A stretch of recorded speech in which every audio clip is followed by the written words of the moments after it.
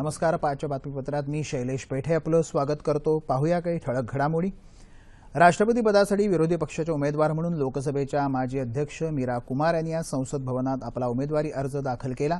बिगर रालोआ 17 पक्षांच्या उमेदवार म्हणून मीरा कुमार यांनी अर्ज दाखल केला. त्यावेळी त्यांच्याबरोबर काँग्रेस अध्यक्ष सोनिया गांधी, माजी पंतप्रधान डॉ. मनमोहन सिंग, राष्ट्रवादी काँग्रेसचे अध्यक्ष शरद पवार, बसपा नेते सतीश मिश्रा, माकपचे सरचिटणीस सीताराम येचुरी, तृणमूल काँग्रेसचे नेते डेरेक ओब्रायन, कर्नाटकचे मुख्यमंत्री सिद्धरामय्या, पद्दुचेरीचे मुख्यमंत्री व्ही नारायणसामी हे नेते उपस्थित होते.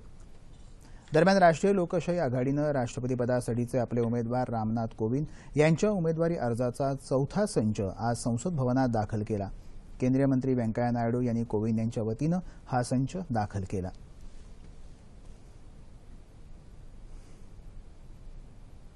पोर्तुगाल, अमेरिका आणि नेदरलँड या 3 देशांचा दौरा आटपून पंतप्रधान नरेंद्र मोदी आज मायदेशी परतले. परराष्ट्र व्यवहार मंत्री सुषमा स्वराज यांनी त्यांचं विमानतळावर स्वागत केलं. व्हाईट हाऊसमध्ये अमेरिकेचे राष्ट्राध्यक्ष डोनाल्ड ट्रम्प यांच्याशी झालेली पहिली भेट आणि नेदरलँडबरोबर 70 वर्षांपासून असलेल्या राजनैतिक संबंधांना बळकटी ही त्यांच्या दौऱ्याची मुख्य वैशिष्ट्य होती.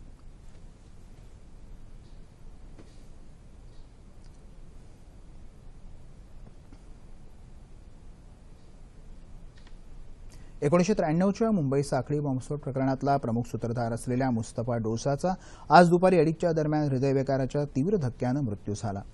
आज पहाटे 3च्या दरम्यान छातीत दुखत असल्यानं त्याला मुंबईतल्या जे रुग्णालयात दाखल करण्यात आलं होतं. 1993 मध्ये झालेल्या साखळी बॉम्बस्फोटात 257 निरपराध माणसं मारली गेली तर 700हून अधिक जण जखमी झाले तर अनेकांना कायमचं अपंगत्व पत्करावं लागलं होतं. या भयंकर कृत्याला जबाबदार असणाऱ्या मुस्तफाला आजच मोठी शिक्षा सुनावली जाणं अपेक्षित होतं, मात्र त्यापूर्वीच त्याचा मृत्यू झाला. कुख्यात गुंड दाऊद इब्राहिमच्या अत्यंत विश्वासातला तो माणूस होता. या बॉम्बस्फोटासाठी वापरली गेलेली आधुनिक शस्त्रास्त्र आणि दारुगोळा दुबई आणि पाकिस्तान मार्गे रायगड जिल्ह्यातल्या दिघी इथं आणण्याचं काम त्यानं केलं होतं. अतिशय थंड डोक्यानं नियोजनबद्धपणे डोसा यानं मुंबईत बॉम्बस्फोट घडवून आणले होते.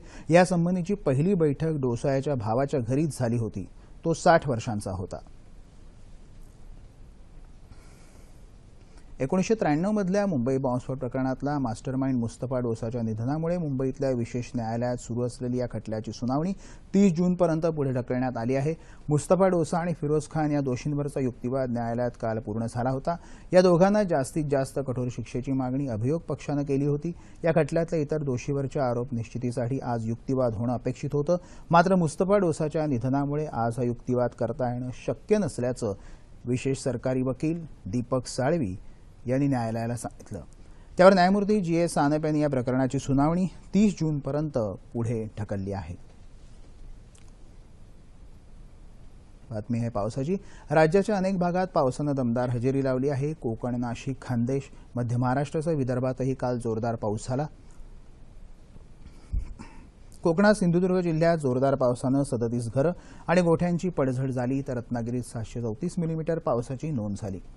कोल्हापूर जिल्ह्याच्या पश्चिम भागात राधानगरी, शाहूवाडी, गगनबावडा, आजरा आणि चंदगड तालुक्यात जोरदार पावसामुळे जिल्ह्यातले राजाराम, इचलकरंजी, रुई, शिंगणापूर, खडककोगे आणि वतेरवाड असे 6 बंधारे पाण्याखाली गेले. कसबा बावळ इथल्या राजाराम बंधाऱ्यावर 19 फुटांवर पाणी असून नद्यांच्या पाणी पातळीत चांगलीच वाढ होत आहे.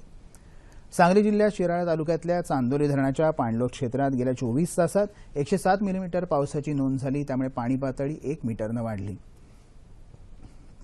सातारा पावसामुळे धरण साठ्यात 2% वाढ झाली. नागपूर शहरात काल 111 मिलीमीटर पावसाची नोंद झाली. मराठवाड्यात नांदेड, लातूर भागात पावसानं हजेरी लावली. औरंगाबाद जिल्ह्यात सिल्लोड, सोयगाव तालुक्यात झालेल्या दमदार पावसामुळे परिसरातल्या वाघूर, केळणा नद्या दुथडी भरून वाहू लागल्या आहेत. धुळे शहरासह जिल्ह्यात काल पावसानं हजेरी लावली. तसंच सोलापुरातही अनेक ठिकाणी दमदार पाऊस झाला.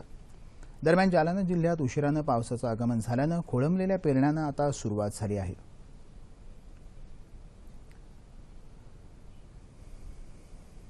मुंबई शहरासह उपनगरात पावसामुळे मध्य आणि हार्बरच्या उपनगरीय रेल्वे गाड्या उशिरानं धावत आहेत. जळगावमध्ये मात्र गेल्या अनेक दिवसांपासून पावसानं दडी मारल्यामुळे शेतकरी चिंतातूर झाला आहे. याबरोबरच हे बातमीपत्र संपलं. पुन्हा भेटूया संध्याकाळी 7 वाजता आपल्या सह्याद्री वाहिनीवर. नमस्कार.